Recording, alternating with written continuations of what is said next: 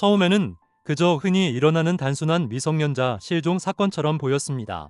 집으로 돌아오지 않는 16살 딸을 기다리는 부모의 초조함, 그리고 어둠이 짙어진 거리. 하지만 사건 발생 불과 몇 시간 만에 걸려온 한 통의 전화는 이 사건이 결코 평범한 실종이 아님을 알리는 잔인한 신호탄이 되었습니다. 수사관들이 피해자의 주변을 파고들기 시작했을 때 현장 주변에는 누구도 상상하지 못했던 기이한 정황과 모순된 행동들이 흩어져 있었습니다. 가장 먼저 우리를 혼란스럽게 만든 것은 가장 가까운 곳에서 눈물을 흘리던 한 사람의 정체였습니다. 2008년의 어느 날 밤, 말레이시아 조호르주의 작은 마을 쿨라에, 이곳은 대도시 조호르바루와 인접해 있고 차로 1시간만 달리면 싱가포르에 닿을 수 있는 비교적 한적한 외곽 지역입니다. 이 동네에 살던 16세 소녀 라이잉싱을 JINH즈아이에는 그날도 평소와 다름없이 하루를 보내고 있었습니다.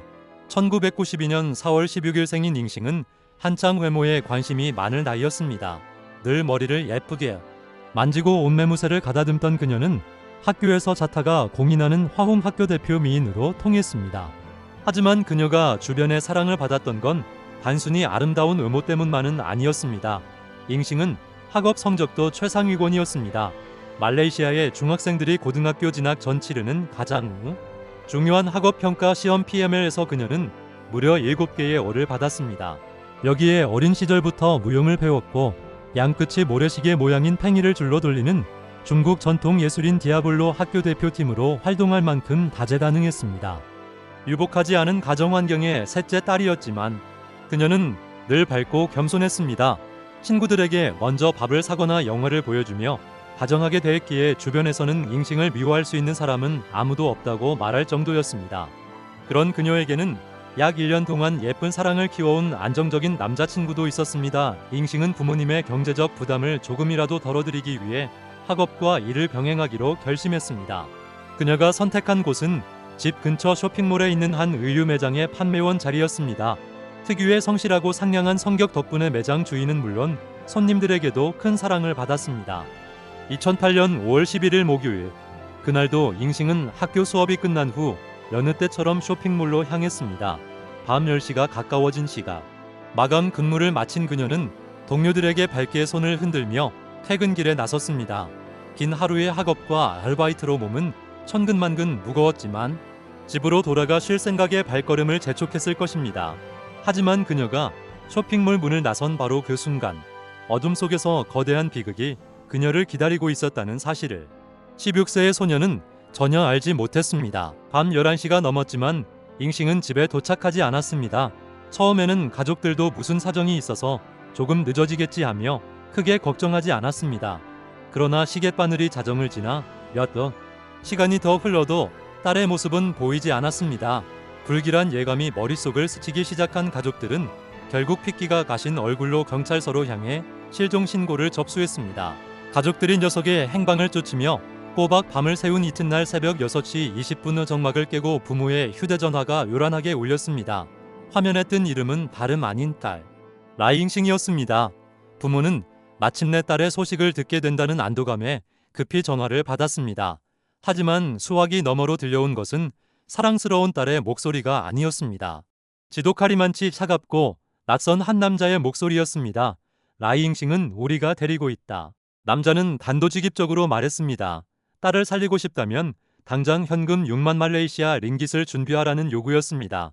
만약 응하지 않을 경우 끔찍한 결과를 초래할 것이라는 경고도 덧붙였습니다. 2008년 당시 6만 링깃은 일반 노동자 가정인 잉싱의 가족에게는 평생을 모아도 만들기 힘든 거액이었습니다. 딸이 납치되었다는 잔인한 현실 직후 부모는 극심한 공포와 혼란에 빠진 채 다시 한번 경찰에 이 사실을 알렸습니다. 상황의 심각성을 인지한 경찰은 즉시 전담 수사팀을 구성하고 비공개 도청 및 추적 수사에 착수했습니다. 이때 잉싱이 납치되었다는 소식을 듣고 한달음에 달려온 인물이 있었습니다.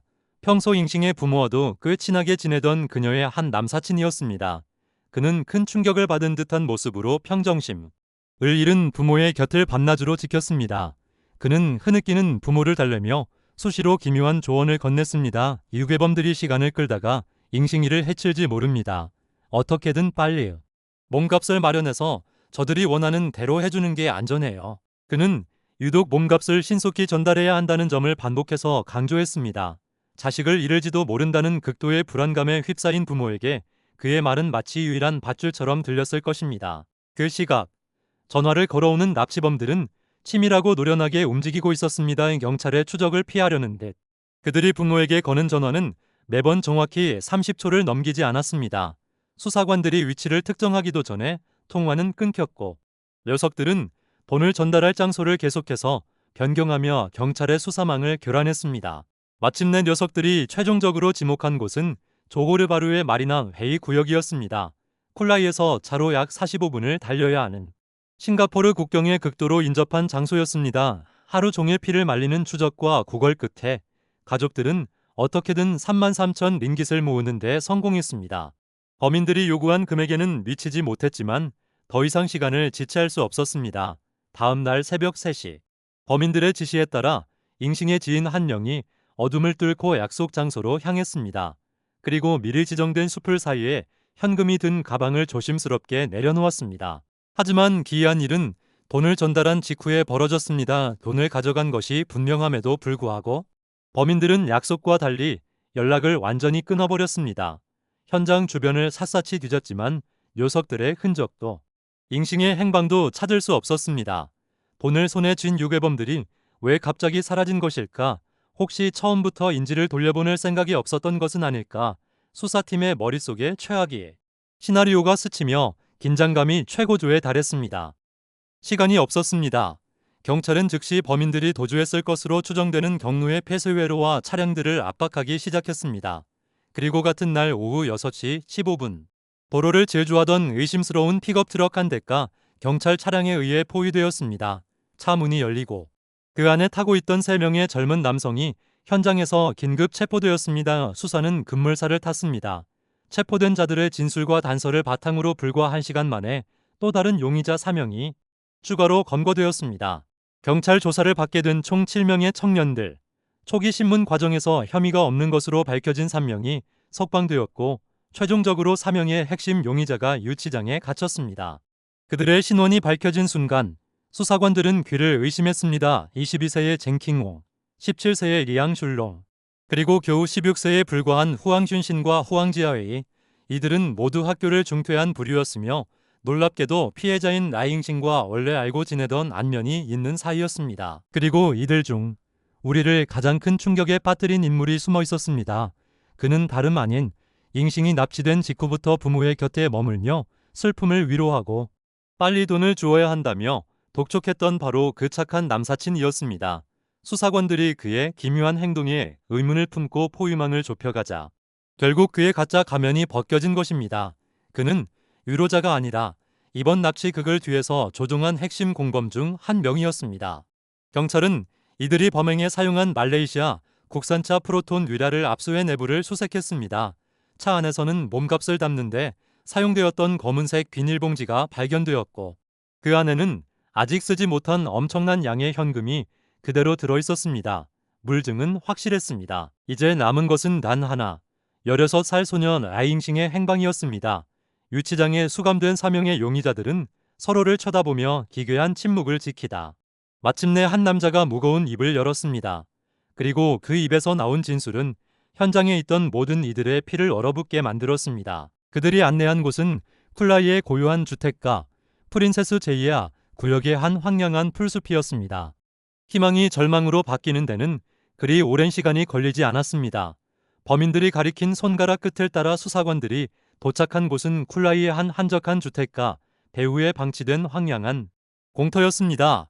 고속도로 요금소에서 불과 100m밖에 떨어지지 않은 그곳은 평소 잡초가 무성하게 자라나 사람들의 시선이 전혀 닿지 않는 외진 곳이었습니다. 가끔 몰래 쓰레기를 버리러 오는 이들을 제외하면 철저히 소유된 땅. 수사팀이 수풀을 헤치고 들어섰을 때 코를 찌르는 악취와 함께 눈앞에 드러난 것은 참혹하게 훼손된 한 구의 시신이었습니다.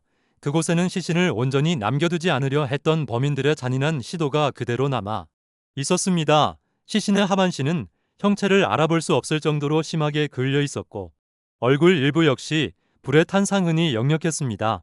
시신 바로 옆 땅바닥에는 깊이 30cm 남짓한 구덩이가 파여 있었고 그 안쪽에는 무언가를 태운 흔적이 뚜렷했습니다. 범인들이 범행 직후 증거를 인멸하기 위해 시신에 불을 지르고 암매장을 시도했던 것입니다. 그러나 완전 범죄를 꿈꿨던 그들의 잔혹한 불길은 진실을 모두 태워버리지 못했습니다. 부검의의 정밀 감정 결과 이 참혹한 시신의 신원은 우리가 그토록 찾아 헤매던 16살 소녀 라이잉싱으로 확인되었습니다. 사인은 성폭행이나 외부 타격의 흔적이 아닌 질식사였습니다. 더욱 충격적인 것은 법의 학자들의 소견이었습니다. 잉싱은 유괴범들이 부모에게 협박, 전화를 걸어 돈을 요구하기도 전, 즉 납치된 직후에 이미 살해된 상태였다는 사실이 밝혀졌습니다. 발견 당시 그녀가 숨을 거둔 지 이미 24시간이 훨씬 지난 시점이었습니다. 범인들은 처음부터 인지를 살려보내요 생각이 없었던 것입니다. 돈을 뜯어내기 전 이미 한 인간의 생명을 앗아가 놓고 뒤에서는 슬퍼하는 부모를 기만하며 돈을 요구했던 녀석들의 잔혹함에 수사팀은 분노를 금치 못했습니다. 2008년 11월 24일 머나먼 타국의 차가운 안치실에 있던 잉싱의 시신이 마침내 가족들의 품으로 돌아왔습니다.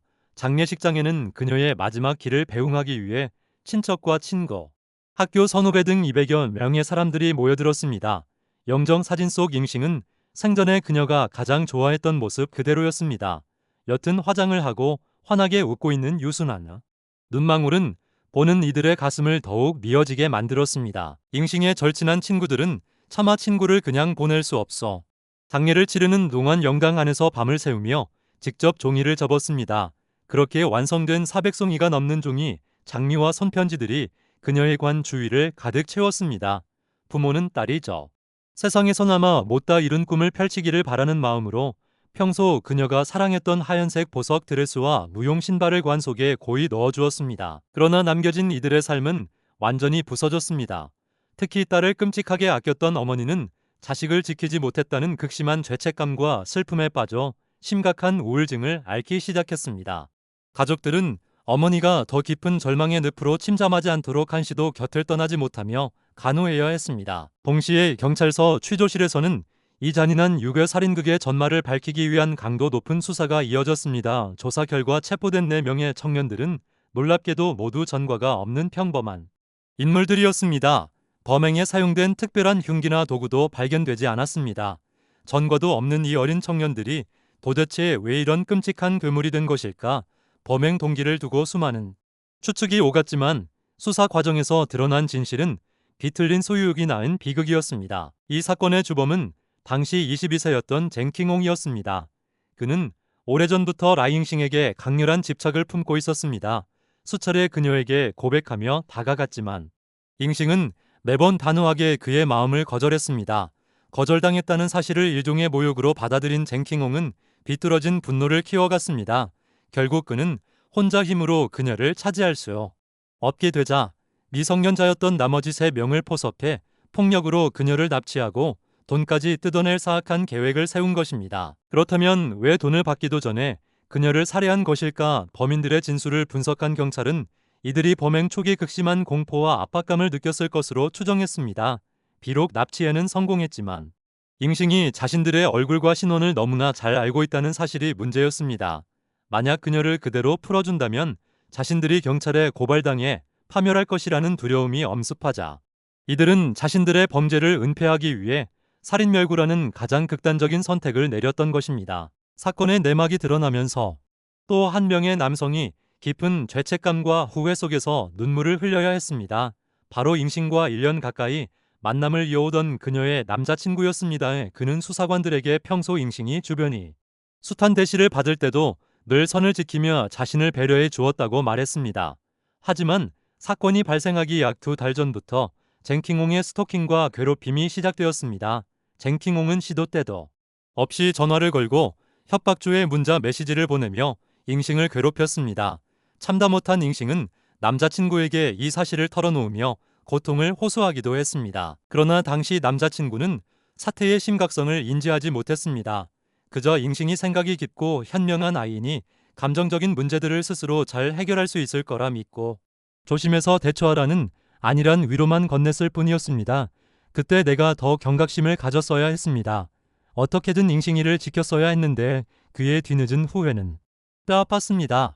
사실 그는 잉싱이 납치된 직후 범인들이 잉싱의 전화를 이용해 자신에게 연락을 취해왔을 때 이미 범인들이 면식범일 것이라 직감했다고 합니다. 잉싱의 휴대전화 연락처에 그의 이름은 내 사랑, 안, YU이라고 저장되어 있었습니다. 하지만 전화를 걸어온 납치범은 저장된 명칭이 아닌 남자친구의 실제 본명을 정확하게 부르며 협박했습니다. 잉싱과 남자친구의 신상을 모두 아는 주변 인물이 아니고서는 불가능한 일이었습니다. 그 역시 소식을 들은 직후 사방으로 뛰어다니며 돈을 구하려 애썼습니다.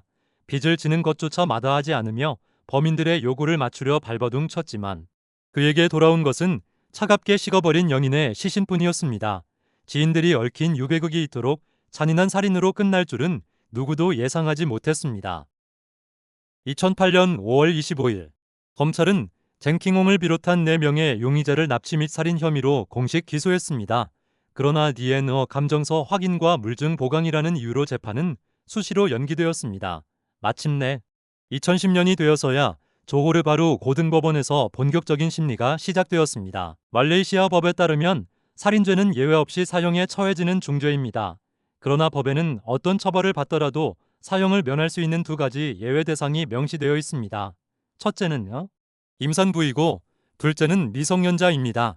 이 사건에서 범행 당시 성인이었던 자는 22세의 쟁킹홍 단 1명뿐이었습니다. 나머지 3명은 법적으로 미성년자였기 때문에 유죄가 인정되더라도 사형이 아닌 장기징역형에 처해질 확률이 높았습니다. 본격적인 재판이 열리자 법정은 아수라장으로 변했습니다. 검찰이 기소 내용을 낭독한 후 법원은 증거 불충분을 이유로 당시 16세였던 후앙지아위에게 무죄를 선고하고 석방했습니다. 납치와 살인에 직접 가담했다는 명확한 증거가 부족하다는 이유였습니다.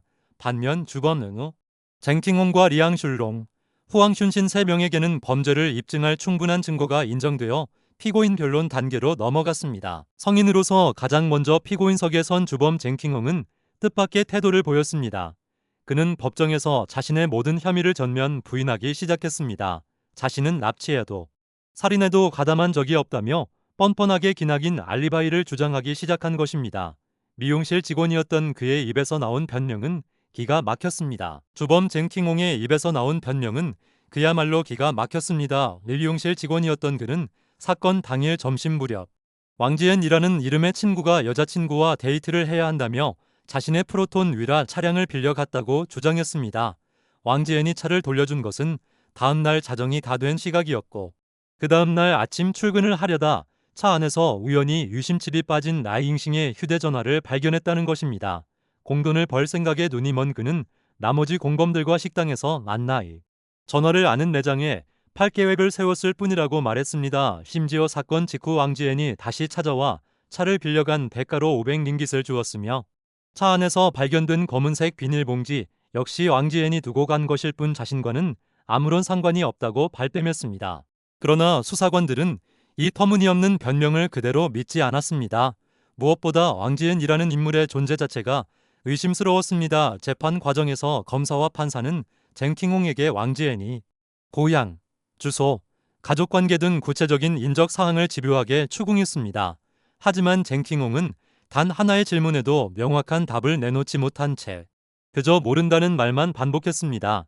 뚫린 입으로 내뱉은 거짓말의 허점은 무수히 쏟아졌고 그의 알리바이는 모래성처럼 허무하게 무너져 내렸습니다. 자신의 변호가 궁지에 몰리자 쟁킹홍은 돌연 태도를 바꾸어 경찰을 공격하기 시작했습니다. 그는 구금 기간 동안 경찰들이 자신을 강제로 자백하게 만들기 위해 가혹행위를 저질렀다고 폭로했습니다. 온몸에 전기고문을 가하고 머리를 물속에 강제로 집어넣으며 생명을 위협했다는 주장이었습니다. 심지어 자신이 경찰을 시신 유기 장소로 안내한 것이 아니라 경찰이 자신을 강제로 그곳에 끌고 가 현장 사진을 찍은 것이라며 억울함을 호소했습니다. 함께 법정에 선 리앙슐롱과 후앙춘신 역시 자신들은 살인에 가담하지 않았다며 혐의를 부인했습니다. 그들은 자신들이 이번 사건에서 아주 미미한 역할만 수행했을 뿐이라며 어떻게든 형량을 줄여보려 발버둥 쳤습니다. 하지만 검찰은 차 안에서 발견된 몸과 봉투, 피해자의 휴대전화, 그리고 촘촘하게 엮인 물증들을 제시하며 이 3명 중 누구도 책임을 피할 수 없음을 명백히 증명해냈습니다. 법정에서 벌어진 추악한 책임 전가와 뻔뻔한 변명은 지켜보던 유가족과 대중의 분노를 들끓게 만들었습니다. 2011년 5월 21일 조호르 고등법원은 마침내 3명의 피고인에게 유죄를 선고했습니다. 납치와 살인 2가지 혐의 모두 유죄였습니다. 그리고 같은 해 10월 31일 쿠알라룸푸르 연방법원에서 최종 선고가 내려졌습니다. 단상에 선 판사는 피고인들을 향해 강한 어조로 일갈했습니다. 비록 나이는 어릴지언정 그들이 저지른 수법이 극도로 잔인했으며 16살 소녀의 목숨을 앗아간 것도 모자라 시신을 불태워 범죄를 은폐하려 했다는 점을 강하게 비판했습니다. 피고인들에게서 눈곱만큼의 반성이나 이웃침도 찾아볼 수 없기에 법이 허용하는 가장 엄중한 처벌을 내려야 마땅하다는 판결이었습니다. 그러나 말레이시아의 미성년자 보호법이라는 한계 장치가 발동했습니다. 범행 당시 미성년자였던 후앙슌 신과 리앙슐롱에게는 사형 대신 무기징역이 선고되었습니다. 다만 이들이 실제로 감옥에서 나올 수 있을지 여부는 조호르주 국왕의 사면권 행사에 달려있게 되었습니다. 말레이시아는 이슬람을 국교로 하며 각 주를 다스리는 세습 국왕들이 범죄자를 사면할 수 있는 고유한 특권을 가지고 있기 때문입니다. 따라서 두 미성년 공범의 운명은 국왕의 손으로 넘어갔습니다. 반면 범행 당시 이미 성인이었던 22세의 주범 쟁킹홍에게는 자비가 허락되지 않았습니다. 법원은 그에게 살인죄에 따른 의무 사형형을 선고했습니다. 또한 납치죄에 대해서도 별도의 사형 판결이 내려지며 그는 최종적으로 2번의 사형을 선고받았습니다. 재판이 진행되는 내내 단 한 번도 법정을 비우지 않았던 잉싱의 가족들은 마침내 정의가 실현되는 것을 보며 눈물을 흘렸습니다. 비록 사랑하는 딸이 다시 살아 돌아올 수는 없겠지만 잔인한 악마가 대가를 치르게 되었다는 사실에 조금이나마 위안을 얻었습니다. 쟁킹홍은 2013년과 2015년 2차례에 걸쳐 판결에 불복해 항소했으나 법원은 이를 모두 기각했습니다. 그는 차가운 독방에 갇힌 채 교수형이 집행될 날만을 기다리는 신세가 되었습니다. 그렇게 사건은 사람들의 기억 속에서 서서히 잊히는 듯했습니다. 하지만 그로부터 오랜 시간이 흐른 후 누구도 예상하지 못했던 거대한 반전이 일어났습니다.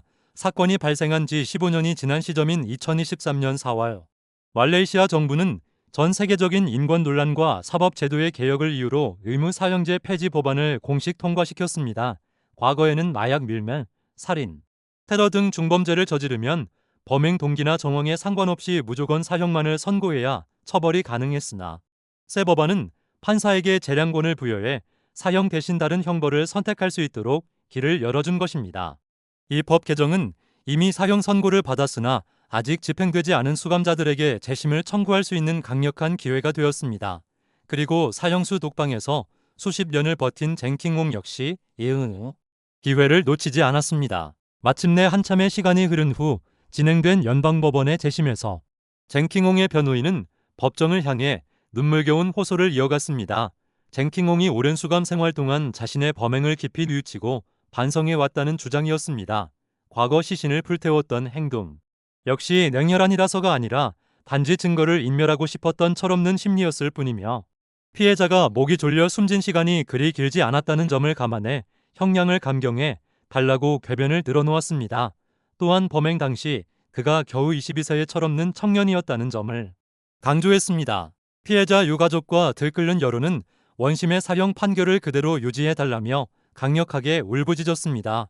그러나 연방법원 판사 3명은 만장일치로 잔인한 결정을 내렸습니다. 쟁킹홍의 사형 선고를 취소하고 그에게 징역 45년과 태형 매질 17대를 최종 선고한 것입니다. 납치죄로 5대, 살인죄로 12대의 매질이 더해졌습니다. 법원은 그의 복역 기간을 처음 체포되었던 2008년부터 소급 적용하기로 결정했습니다. 이 계산대로라면 감형된 쟁킹홍은 오는 2048년 9월에 만기 출소하게 됩니다. 그때 그의 나이는 62세. 만약 교도소 안에서 모범수로 생활하며 추가적인 감형을 받는다면 그는 이보다 훨씬 더 이른 나이에 세상 밖으로 걸어 나오게 될 것입니다. 이 판결은 말레이시아 사회 전역에 거대한 충격과 논란을 불러일으켰습니다. 라이잉싱의 가족들은 법원의 결정에 깊은 절망과 환멸을 느꼈습니다. 사건이 일어난 지 오랜 세월이 흘렀음에도 범인과 그 가족들로부터 단 한 번의 진심 어린 사죄나 반성의 기미를 보지 못했기 때문입니다.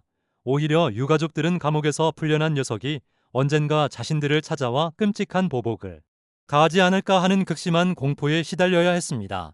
일각에서는 이와 유사한 시기에 발생했던 또 다른 참혹한 사건. 2006년 조깅을 하던 중 납치되어 살해당한 추옥입 사건의 판결과 비교하며 사법부의 형평성을 강하게 비판했습니다. 추옥입 사건의 범인 역시 재심을 청구했으나 법원은 그의 사형을 그대로 유지했기 때문입니다. 범행의 잔혹성과 사회적 파장면에서 다를 바 없는 두 사건에 왜 서로 다른 잣대가 적용된 것인지, 법조계 내부에서조차 사법 정의를 무너뜨린 판결이라는 비판의 목소리가 퍼져나왔습니다. 하지만 쏟아지는 비난 속에서도 이미 내려진 법원의 판결은 뒤집히지 않았습니다. 평범한 퇴근길에서 시작되어 한 소녀의 삶을 참혹하게 짓밟았던 쿨라이 연소의 유괴살인 사건. 정의의 심판을 기대했던 천칭은 결국 유가족의 눈물 뒤로 기울어지고 말았습니다. 세상을 떠난 소녀의 억울함은 과연 이 처벌로 씻겨질 수 있는 것일까? 인권이라는 이름 하에 개정된 법률에 도리어 피해자와 남겨진 이들의 가슴에 지울 수 없는 대못을 박아버린 것은 아닐까? 우리가 쫓았던 그 뜨거웠던 진실의 끝에는 여전히 차갑고 무거운 질문만이 맴돌고 있습니다.